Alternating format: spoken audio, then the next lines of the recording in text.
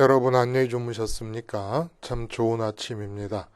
우리 2016년 4월 14일 목요일 말씀으로 드리는 오늘의 번제 함께 합니다.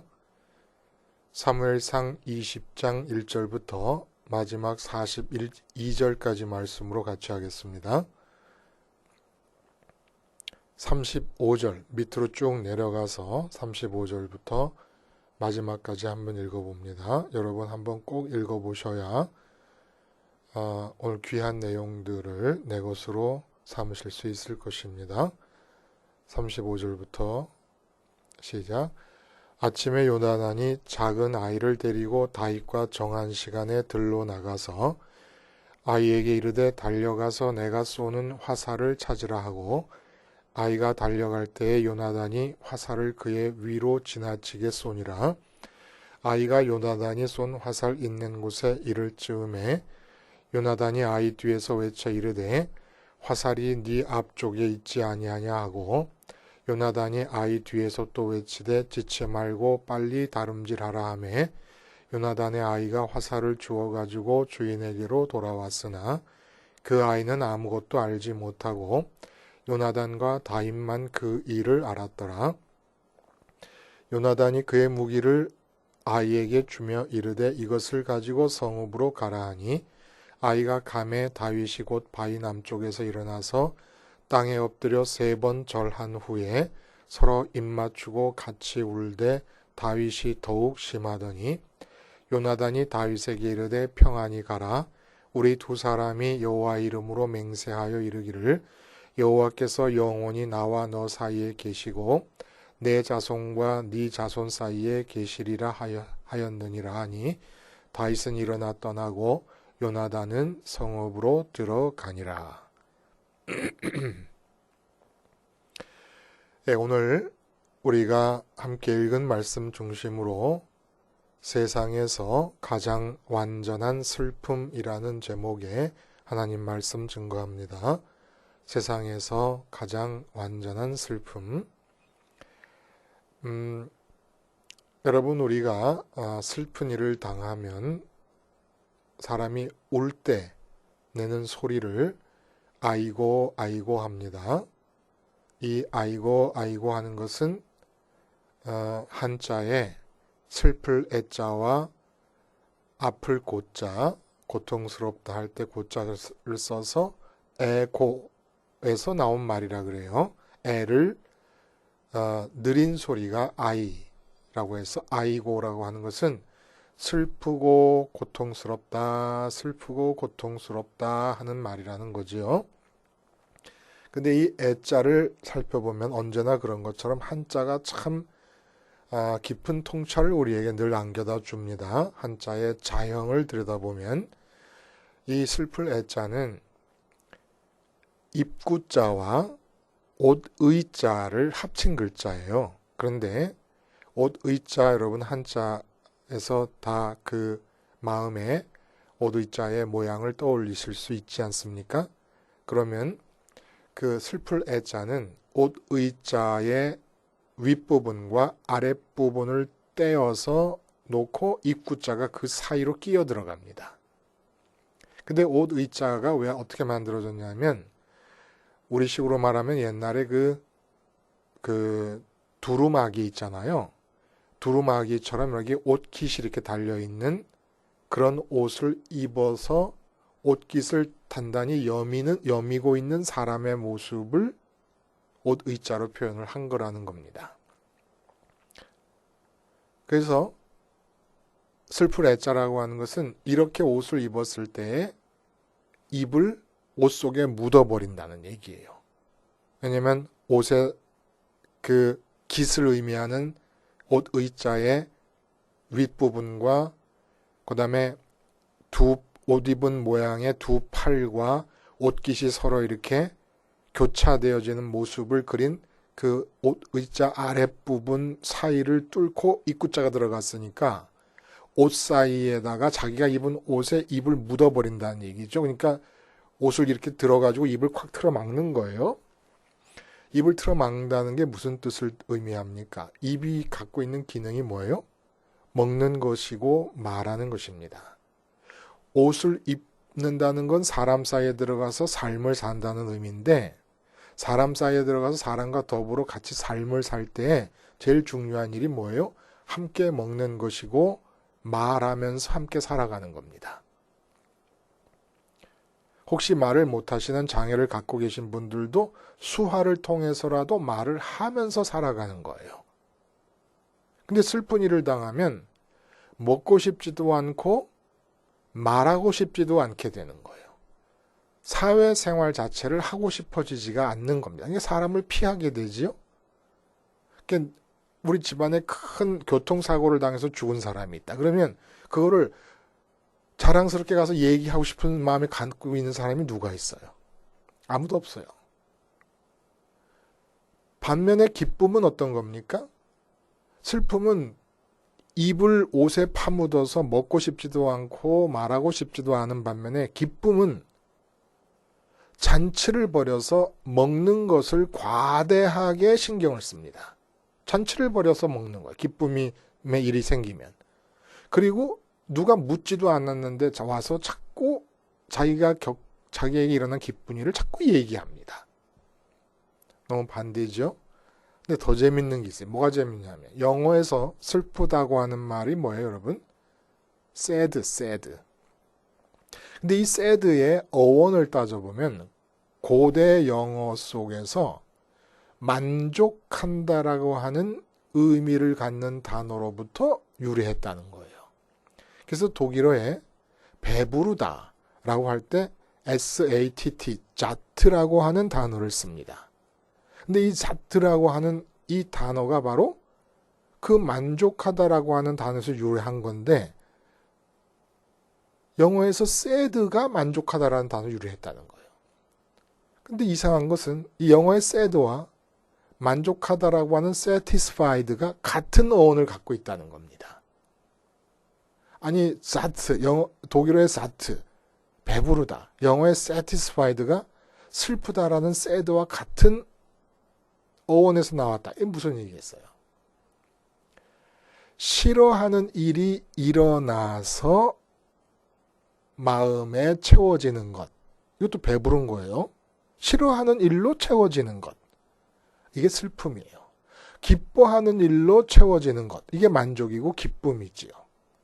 이게 마음에 채워지는 거는 다 마찬가지라는 얘기입니다. 그러면 세상에서 가장 큰 슬픔은 무엇일까요? 가장 큰 슬픔은 세상에서 제일 싫어하는 일이 일어나서 마음을 채우게 되는 상태를 말해요. 세상에서 제일 싫어하는 일이 무엇입니까? 이건 사람마다 다 달라요. 왜 다르냐? 세상에서 제일 좋아하는 일이 안 일어나는 것이 제일 슬픈 일이니까 제일 좋아하는 일은 사람마다 다 다르다는 겁니다.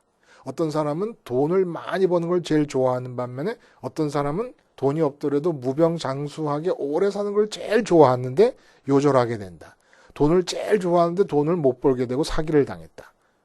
다 다르다는 겁니다. 그러면 제일 큰 슬픔이 아니라 제일 완전한 슬픔이란 도대체 뭘까요?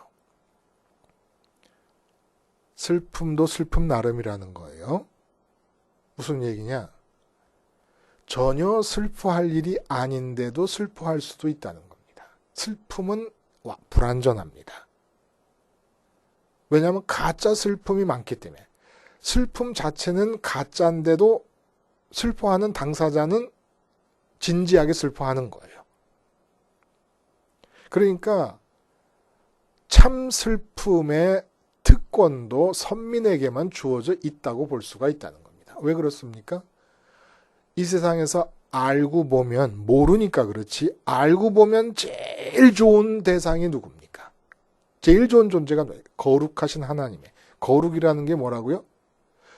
지금 이 상태보다 좋은 방면으로 다르게 구분된 것이 거룩인데 하나님의 거룩하심은 더 이상 좋은 다른 것이 존재할 수 없는 최상, 극상의 좋으심을 거룩이라고 표현한 거예요. 그러니까 하나님을 갖는 것이 제일 좋은 일입니다. 그럼 제일 슬픈 일은 뭡니까? 하나님을 잃는 것이 제일 슬픈 일인데 알고 보면 할 수 있는 기쁨이고 알고 보면 할 수 있는 슬픔이라는 거예요. 그래서 예수님께서 십자가를 지시면서 고통스럽게 죽어가시는 과정 중에 예루살렘의 여인들이 보고 웁니다. 그러니까 인지상정 모든 인간이 그런 상황에서 예수님을 알고 있는 사람이었다 그러면 울지 않는 사람이 어디 있겠습니까? 근데 예수님께서 뭐라 그러시냐면 나를 위해 울지 말고 너희 자녀를 위해 울어라 이렇게 얘기하십니다. 지금 십자가의 고통스러운 길이 너희 눈에 슬프게 보여도 이 길이 아버지의 뜻을 이루는 길이고 아버지를 내가 더 많이 갖게 되는 길이다. 그러므로 내가 힘들고 육체적으로 고통스럽지만 이건 슬퍼할 일이 아니다. 그러다 너희는 지금 너희 자녀들은 어떤 상태냐? 전혀 내가 이렇게까지 고통스러운 일을 감수하면서라도 갖고 싶어하는 더 많이 갖고 싶어하는 그 아버지를 전혀 감도 못 잡고 아버지를 가져야 된다는 생각도 못하고 있으니까 정말 슬퍼할 일이 무엇인지 바로 알고 슬퍼해라 이런 얘기를 말씀하신 거죠. 나사로가 죽었을 때 주님이 우십니다. 베다니에 살고 있는 마리아의 오빠 나사로. 그러니까 사람들이 이 본문을 어떻게 했냐면 예수님의 인간적인 모습이 드러난 것이다. 신의 아들이시지만 인간적인 모습도 있어요. 당연히 신이시고 완전한 인간이시기 때문에 인간적인 모습이 드러난다는 말을 잘못됐다고 할 수는 없지만 주님이 나사로를 보고 우신 이유는 육체적인 이별 때문에 우신 게 아닙니다. 당신도 부활하셔서 육체적으로 제자들과 스스로 이별하시기를 기꺼이 원하시는 분이신데 그것 때문에 울 리가 있습니까? 뭐 때문에 울어요? 아직 십자가와 부활과 승천의 복음 사건이 일어나기 전이고 그 복음 사건을 통해서 아버지를 가질 수 있는 기회를 박탈당한 겁니다. 그래서 운 거예요. 우신 거예요. 나사로가 그런 기회를 박탈당했으니까. 그럼 오늘 본문에서는 도대체 뭐냐? 우리가 마지막 읽은 부분에 요나단과 다윗이 헤어집니다. 이제 다윗은 10년이 넘는 괴롭고 고통스럽고 지리한 피신의 기간, 도피의 기간으로 접어들게 됩니다. 요나단과 헤어지면서 우는데 다윗이 요나단보다 더 슬프게 울었다고 얘기를 해요. 도대체 이게 무슨 의미를 갖고 왜 더 슬프게 울었을까? 여기에 완전한 슬픔, 선민만이 가질 수 있는 완전한 슬픔의 내용이 들어있다는 겁니다.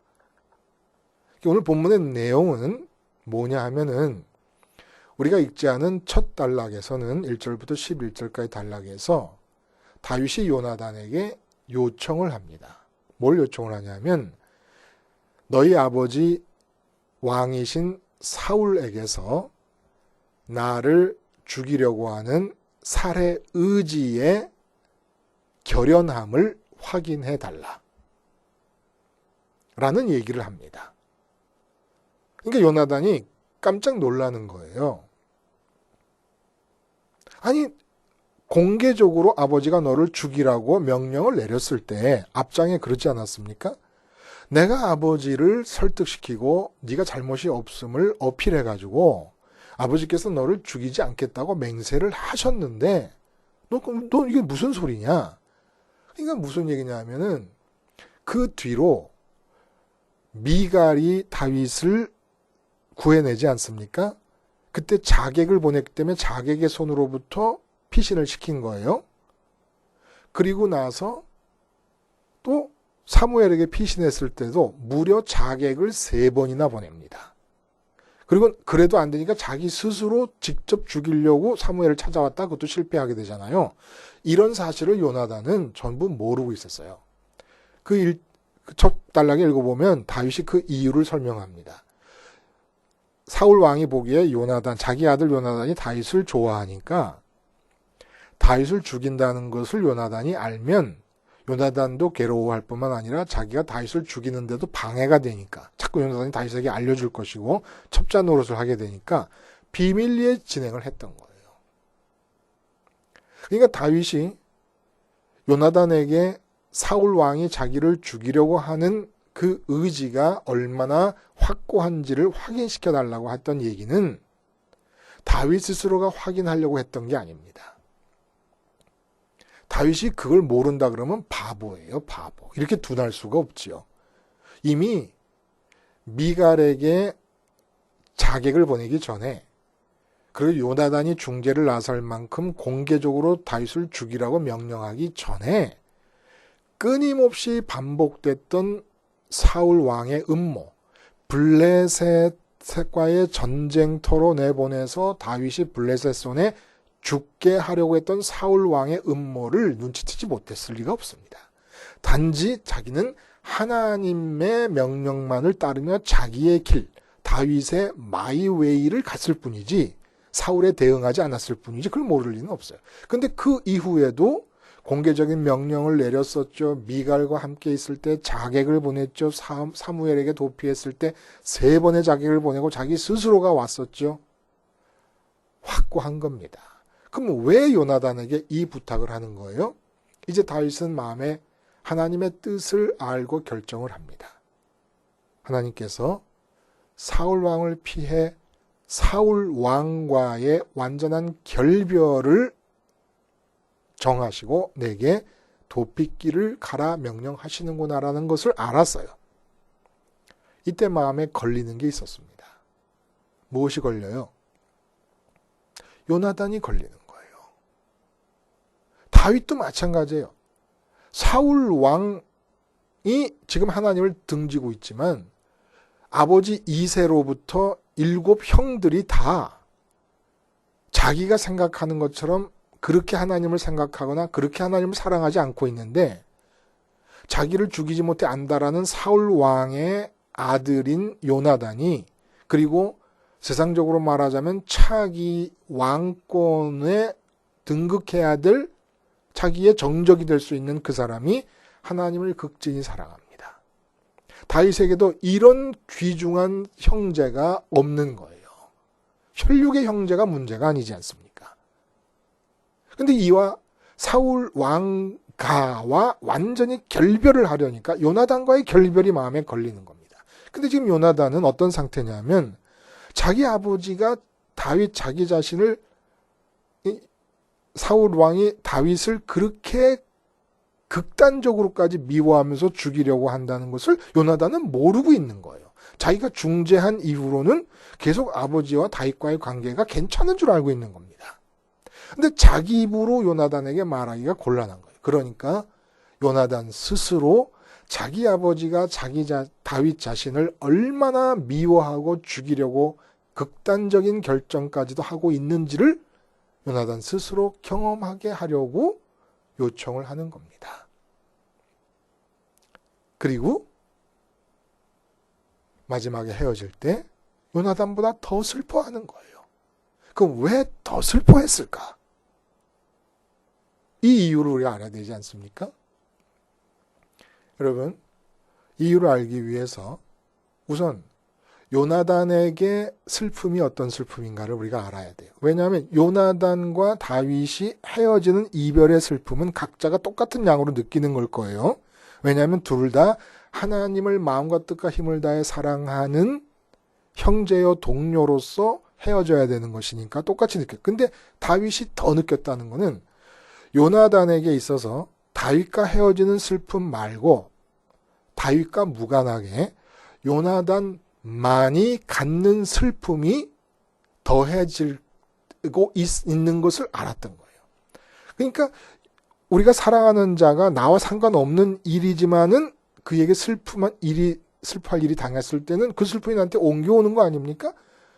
그러니까 요나단과 다윗이 헤어질 때 요나단도 슬프고 다윗도 슬픈 것은 둘이 헤어진다고 하는 것에서 슬픈 양은 똑같은데 다윗이 더 슬픈 이유는 다윗과 무관한 요나단만의 일에서 요나단이 겪는 슬픔이 있어서 그 슬픔을 다윗이 또 끌어안게 되는 겁니다. 요나단은 다윗 앞에서 슬퍼하는 양은 다윗과의 이별 때문에만 슬퍼하면 돼요. 다윗과의 관계. 근데 다윗은 요나단과의 관계에서 자기와 관계없이 요나단이 갖는 슬픔이 또 있는 걸 알기 때문에, 그럼 이 요나단의 슬픔, 다윗과 헤어지는 이 관계 말고 다른 것에 얻어진 이 슬픔이 뭘까요? 이 슬픔을 알 수 있는 내용이 뭐냐 하면 바로 아버지가 다윗을 죽이려는 의지가 확고함을 다윗에게 알려주기 위해서 서로 입을 맞추는 그 고지의 방법에 숨어 있었던 거예요. 슬픔의 내용이 뭡니까? 자, 이제 사울 왕이 다윗을 죽일 것이 확고한 의지가 있음을 알았어요. 그럼 이제 알려줘야 되잖아요, 다윗에게. 다윗에게 알려주려고 할 때 궁정 저기 어디 그 궁정 들판 정원 어디 한가운데 숨어 있으라 그랬어요, 다윗에게. 그리고는 화살을 3개를 쏩니다. 근데 그 화살을 주워오는 몸종이 있을 거 아닙니까? 근데 몸종이 있을 때 그 몸종이 달려가고 있는 중에 몸종을 넘어서 앞에 떨어져서 화살이 박히면은 아버지가 죽일 것이 확고하다라고 하는 것을 말하는 것이고, 몸종이 뛰는 뒤쪽으로 화살이 떨어지면 아버지가 너를 죽이지 않을 거니까 안전하니까 돌아오라라고 하는 것을 뜻한다라고 해서 약속을 한 거예요. 근데 재밌는 것은 사울 왕이 죽일 의지가 확고해요. 다윗 죽일 의지가. 그래서 몸종을 지나서 화살을 쏘고 몸종은 그 화살을 주워서 궁으로 돌아갔습니다. 근데 둘이서 또 만나는 거예요. 둘이서 또 만나가지고 서로 슬퍼하면서 입을 맞추고 절하고 난리가 났어요. 아니, 이게 둘이서 만나서 그렇게 손 붙잡고 슬퍼하고 입 맞추고 그럴 바에는 못하러 화살을 쏘고 번거롭게 소년으로 집계하고 이러냐 말입니다. 어차피 다윗이 숨어 있어야 되는데 소년이 왔다 갔다 보면 다윗 숨어 있던 것을 눈치챌 확률도 높아지잖아요. 도대체 왜 이런 번거로운 절차를 사이에 끼웠을까요? 여기에 중요한 의미가 있다는 겁니다. 어차피 만나서 입으로 말하면 되는 거 아니에요. 사울 왕 우리 아버지가 너를 죽일 것이 확실하다. 그러므로 피해라. 이렇게 얘기하면 되잖아요. 근데 그렇게 만나서 슬퍼하는 이별을 나누기 전에 화살 쏘서 주워가는 이 고지 방법을 구태여 수행을 하는 거예요. 왜 그랬을까? 궁금하죠, 여러분? 사울이 다윗을 죽이겠다고 결정하는 것은 어떤 의미를 갖습니까? 예를 들어 요나단이 다윗에게 와서 말합니다. 우리 아버지 왕 사울이 너를 죽이려고 하는 의지가 확고하다. 이 얘기는 뭘 뜻하냐면 요나단은 알고 있었어요. 하나님께서 다윗을 왕으로 세우시려고 한다는 걸 압니다. 그러니까 앞에 16절인가 보면은 사울 왕과 함께했던 아버지 왕과 함께했던 하나님, 이건 완료형이에요. 그리고 다윗 너에게 함께하기를 바란다라는 것은 아버지를 왕으로 세우신 하나님께서 너를 왕으로 세워서 함께하시기를 바란다는 그런 뜻입니다. 그러니까 아버지가 다윗을 죽이겠다는 의지가 확고하다는 얘기는 다윗을 왕으로 세우려는 하나님의 의지에 정면으로 반대하고 있으면서 그 반대의 의지를 굽히지 않겠다라는 것을 뜻하고, 이것은 하나님과 원수되는 것이고 하나님으로부터 떨어져 나오는 저주 가운데 처한다는 것을 뜻하는 겁니다. 그러니까 다윗에게 와서 우리 아버지 사울이 너를 죽이려고 하나님께서 왕으로 세우시려는 너 다윗을 죽이려는 의지가 확고하다라는 얘기는 우리 아버지 사울이 하나님을 등지고 영원한 저주 가운데 처해지게 되었다라는 얘기를 하는 것과 똑같은데, 사울 왕이 아무리 하나님을 등져도 자기의 친아버지입니다. 아까 슬플 애자가 뭐라 그랬어요? 입을 옷에 파 묻어버리고 말하고 싶어 하지 않는 거예요. 자기 아버지가 영원한 저주에 처했다고 하는 말을 차마 할 수가 없는 겁니다. 그래서 애초에 처음부터 이 고지의 방법을 정한 것이에요. 그리고 다윗은 안 겁니다.